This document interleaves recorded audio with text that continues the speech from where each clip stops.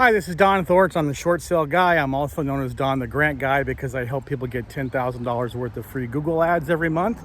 And I want to talk to you briefly here in this episode of my podcast of why it's so important that you be patient and yet impatient at the same time. That sounds like a complete dichotomy, a paradox. But bear with me, and I'll tell you what I think about this, okay? And just to introduce myself, for those of you who don't know, I am called Don the Short Sale Guy for a reason. I've been doing short sales since 2003. I started my real estate investing career in 2002. I have done almost, I'd say at least 2,500 short sales in that period of time, and it's very possible I've done more. Frankly, I lost track. But I can tell you that, yes, I've been very successful at it. I continue to be successful at it. In fact, I'm in the middle of expanding my short sale business out of Florida and taking it nationwide. But so I built a business, and right now I'm on my own journey to build my brand on the internet and to help in my expansion throughout the United States. So it's very important that I'm just documenting my journey here for you guys. So I'm not saying that I'm this guru that has all the answers.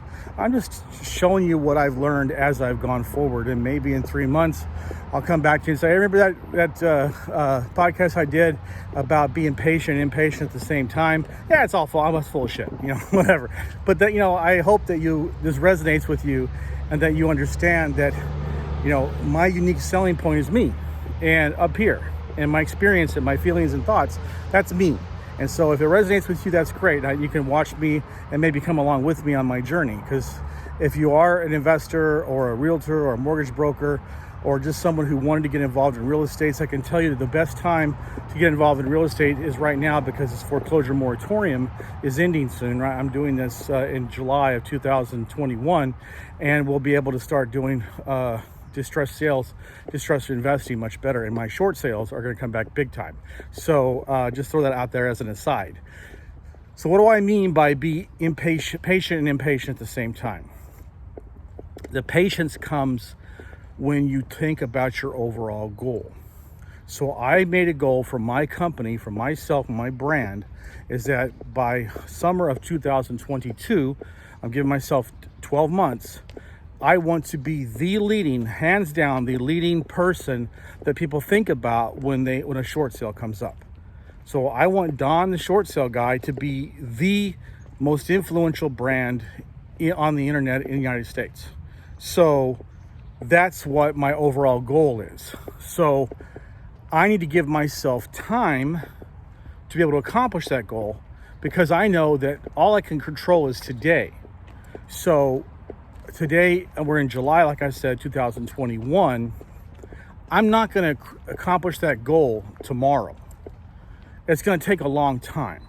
So the patience comes from recognizing that it is a long journey. It is a marathon, and I need to be patient with myself, be patient with the results, and don't get discouraged, because if I do this for 3 weeks and if I don't see any progress, I'm just going, screw it, I'm out of here. I'm just going to do what I normally do and just stay in Florida, and that's it. No.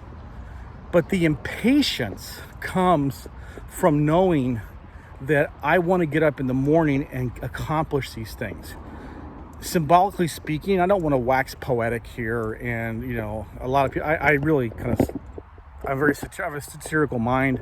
I like to make fun of things in my head, especially because I'm a Monty Python fan, and I grew up with Monty Python satire, and they made fun of everything. And so my initial reaction is always to make fun of something. So I have to temper that here. But it's all that little bug in my mind, that satirical bug in my mind is always there. So I want you to understand I'm being very serious about this. Okay, so.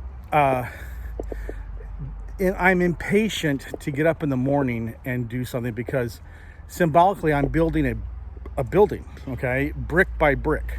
So if we're going to compare my goal of having my short sale guy brand be the number one brand for short sales in the country, I'm building a big building. So what did Mao Zedong said, or was it Confucius? I forget who it was, but one of them said that the journey of 1,000 miles begins with the first step. And I would say that, not that I'm going to try to improve on Confucius by any means, but I would say that the journey also just as important is the first step is important, but the second step is even more important. The 10th step, the 20th step, the 500th step. Because you ain't getting to 1,000 miles if you're not taking those steps every single day. And I wake up feeling an impatience to get started because I know that I need to build that brick today. So for me, what is my brick? Well, what I'm doing right now is a huge brick. I made a goal. Well, look, let me give you a little bit of background, okay? On my Don the Short Sale Guy YouTube channel, you can go into one of my playlists, and I have a playlist documenting my journey when in February 23rd of 2021 of this year, I had to rush to the emergency room because my blood pressure was through the roof, and I thought I was gonna stroke out. And I went to a doctor after I got released. When they stabilized me, they did my blood work, and she said, "Hey, you know what? You have stage 3 kidney disease. And if you don't stop and start making changes in your life, then you're going to be on a dialysis and you're going to die. And do you want to live like that?" And it's like, no, I don't want to live like that. So I had to make a lot of changes. So I lost 37 pounds. But one of the things I did was I started walking every morning because I used to, believe it or not, I used to play some pretty high level tennis. Nothing when I was a baseball player in my youth, but I got into tennis afterwards because I'm very competitive. And so I would play tournaments. I started off at a low level and worked my way up to basically a college level. I mean, I was proud of the fact that I could go into these open tournaments and I'd be beating college players, even though I was 20, 30 years older than them. And, they had the classic strokes and I kind of had my game. And sometimes they couldn't, it was unorthodox and I would win. And so that always gave me happiness. But anyway, but it also meant that I had years, decades of pounding on hard courts. And my knees are shot. My elbow is completely shredded. It's like macaroni. I can't serve anymore. So I can't really play tennis. But what I can do is walk. And so I'm normally an early riser anyway. So I'll get up in the morning and I'll just walk 2 hours, and I'll walk something like 10 hours a day. I'm sorry, 10 miles a day. And that's what I do. And so that's part of the bricks that I do to make sure that I can reach my health goals and maintain so I don't